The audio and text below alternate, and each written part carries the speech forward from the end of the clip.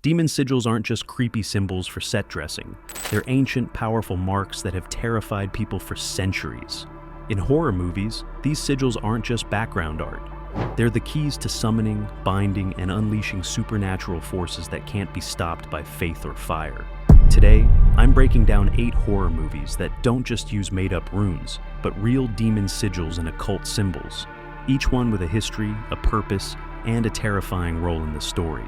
If you love deep dives into the darkest corners of horror, hit that subscribe button so you never miss a video. Let's get into it. 1. Hereditary, 2018. Hereditary is a masterclass in occult horror, and the sigil at its heart is no Hollywood invention. The Seal of Paimon, lifted directly from the Lesser Key of Solomon, is one of the most recognizable demon sigils in real-world demonology. In the film, this symbol is everywhere, etched into necklaces, carved above doorways, and even branded onto corpses. It's not just a spooky design, it's a mark of ownership, a sign that the family has been chosen, manipulated, and doomed by a cult determined to summon King Paimon, one of Hell's 8 kings. The movie opens with a funeral, but the real story is about inheritance, not just of property, but of curses, secrets, and demonic destinies. Annie, the mother, is an artist who builds miniature dioramas, but her own life is being manipulated by forces she can't see. The Sigil of Paimon is a constant silent threat, foreshadowing the family's fate long before the final ritual. Every time you spot it, you know something is watching, waiting, and pulling the strings. As the film progresses, the sigil appears in more places. On the telephone pole that kills Charlie, on the walls of the house, and on the cult members' jewelry. The cult's plan is methodical.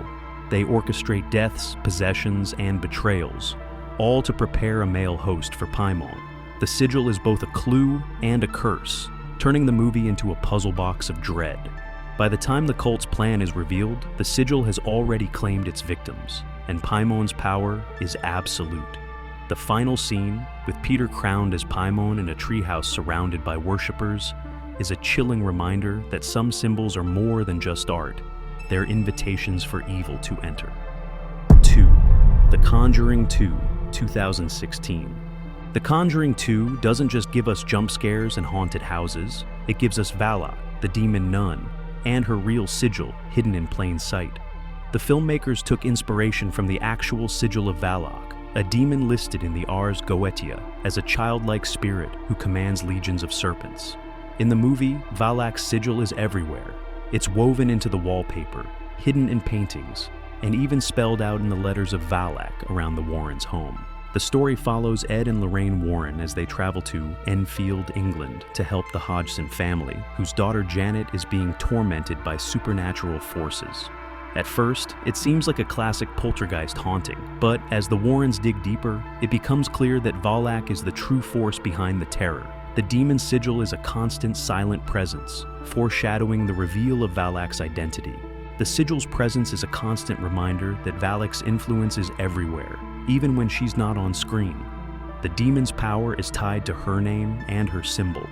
Once Lorraine speaks the name and confronts the sigil, she's able to banish Valac, at least temporarily. The use of a real demon sigil gives the film an extra layer of authenticity and terror, making Valac feel like a threat that could exist beyond the screen. The film's climax, where Lorraine uses the sigil and Valak's name to defeat her, is a masterclass in supernatural storytelling. 3. Insidious, The Last Key, 2018. Insidious, The Last Key introduces us to Keyface, a demon whose power is all about spiritual imprisonment. While Keyface isn't a figure from classic demonology, the sigils and runes used throughout the film are inspired by real occult sealing marks, symbols designed to trap souls and bind spirits. In the movie, Keyface leaves sigil-like key marks on his victims, locking their fear inside them and using it as a source of power. The story centers on Elise Renier, a psychic who returns to her childhood home to confront the demons of her past, both literal and figurative. The house is filled with sigils and runes, each one a supernatural lock that keeps the living and the dead trapped together. Keyface's lair is a maze of doors, each one marked with a sigil that represents a different kind of fear or trauma. The film's use of sigils is both literal and symbolic, turning the haunted house into a prison of spiritual barriers.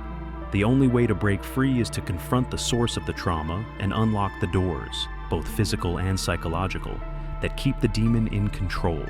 The sigils are a visual metaphor for the way evil can trap us in our own minds, and the film's resolution is as much about healing as it is about exorcism. 4. The Autopsy of Jane Doe, 2016. The Autopsy of Jane Doe is a slow-burn horror film that turns a simple morgue into a battleground for ancient evil. The corpse at the center of the story is covered in mysterious symbols, binding rune circles and occult marks that are a blend of Norse, witchcraft, and demonic sigils. These aren't just random scribbles, they're carefully chosen symbols meant to trap the witch's spirit inside her body, forcing her to suffer for eternity and cursing anyone who tries to uncover the truth. As the coroners peel back the layers, they find more sigils hidden under the skin, on the organs, and even inside the body. Each symbol is a piece of a larger ritual, a spell designed to keep the witch's power contained, but also to punish anyone who disturbs her rest. The film's scares come from the slow realization that the sigils aren't just marks, they're active curses, and by breaking the seals, the characters unleash the full force of the witch's wrath. The ending is a chilling reminder that some secrets are better left buried and some sigils are better left unbroken. The final shot, with the witch's corpse being transported to a new morgue, suggests that the curse will continue and the sigils will claim new victims. 5. The Possession, 2012. The Possession is based on the real-life legend of the Dybbuk box, a cursed object from Jewish folklore. The box in the film is covered in Kabbalistic and Hebrew seals, real protective sigils meant to contain the spirit of Abazu, a demon from ancient Hebrew lore associated with infertility and child death. The sigils are inscribed on the box to keep the demon trapped, but when the seal is broken, the Dybbuk is unleashed. The story follows M, a young girl who becomes obsessed with the box after buying it at a yard sale. As she opens the box and the sigils are damaged, the Dybbuk's influence grows stronger, possessing M and causing her to harm herself and others. The exorcism scene is a battle not just of faith, but of language and symbol, as the characters struggle to restore the seals and contain the demon once more. The film's use of real Hebrew and Kabbalistic symbols adds a layer of authenticity and cultural specificity to the horror.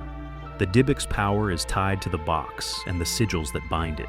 As the symbols are damaged or erased, the demon's influence grows stronger.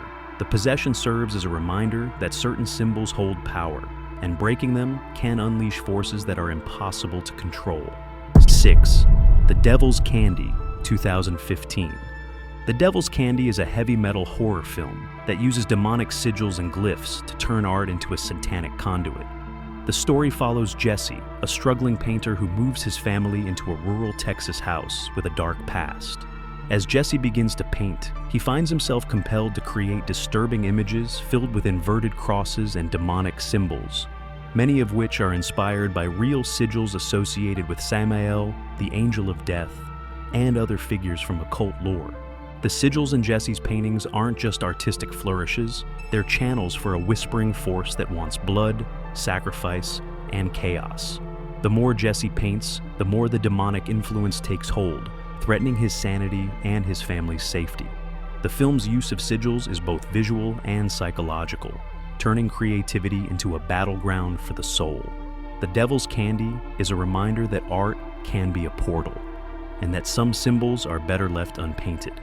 The climax is a battle for Jesse's soul, as he fights to resist the demonic influence and save his daughter from being claimed by the evil force. The sigils become a weapon, both for and against the characters, and the film's final moments are a testament to the power of belief and the danger of opening doors that should remain closed. 7. A Dark Song, 2016. A Dark Song is a haunting, atmospheric film that explores grief, obsession, and the perilous power of ritual magic. The story follows Sophia, a grieving mother who hires an occultist to help her perform the Abramelin ritual, a months-long ceremony designed to summon her guardian angel and ask for a favor. The ritual requires the drawing of dozens of sigils and symbols, many of which are taken directly from real occult texts. The most prominent is the Sigil of Abrasax, a Gnostic archdemon who represents the boundary between the divine and the infernal. The house is transformed into a labyrinth of symbols, with every room, floor, and wall covered in ritual marks. The film's attention to detail is stunning, with the sigils serving as both protection and invitation, keeping out lesser spirits while calling forth something much more powerful. As the ritual progresses, the boundaries between the living and the dead, the divine and the demonic, begin to blur. The film's climax is a confrontation with forces beyond comprehension, and the sigils are the only thing standing between Sophia and total annihilation. A dark song is a meditation on the power of belief, the danger of obsession, and the thin line between summoning an angel and unleashing a demon. The film's use of real sigils and ritual magic gives it a sense of authenticity and danger that few horror movies can match. The Nun II, 2023. The Nun II takes the demonic mythology of the Conjuring universe to new heights, with Valak's sigil, an ancient cross snake symbol, appearing as a recurring motif throughout the film. The sigil is based on real occult symbols associated with Valac, a demon from the Ars Goetia who commands legions of serpents and is said to reveal hidden treasures. In the movie, the sigil appears as ancient carvings, blood markings, and even as part of the architecture in the haunted abbey. The symbol isn't just decorative, it's a source of power, a mark of Valak's dominion, and a trigger for supernatural events. When the seal is weakened or broken, Valak's influence grows, unleashing waves of demonic energy that threaten to consume everyone in the abbey. The film's use of the sigil is both visual and narrative, tying the demon's power to the physical world and making the threat feel immediate and inescapable. The Nun II is a reminder that some symbols are more than just art. They're keys to forces that should never be unlocked. The film's climax, where the sigil is used to banish Valac, is a testament to the power of knowledge and the danger of underestimating the symbols we don't understand. So there you have it, 8 horror movies where real demon sigils and supernatural symbols aren't just set dressing, but the keys to unleashing hell itself. These films prove that the scariest evil isn't always lurking in the shadows. It might be staring back at you from the other side of the glass, or hidden in a symbol you don't even recognize. Which of these sigil-powered horrors freaked you out the most? Did I miss any movies where the use of real demon symbols was especially chilling? Let me know in the comments, and don't forget to subscribe for more deep dives into the supernatural side of horror. Remember, in these movies, the real evil isn't just the demon, it's the fate that awaits those who dare to unlock the wrong symbol.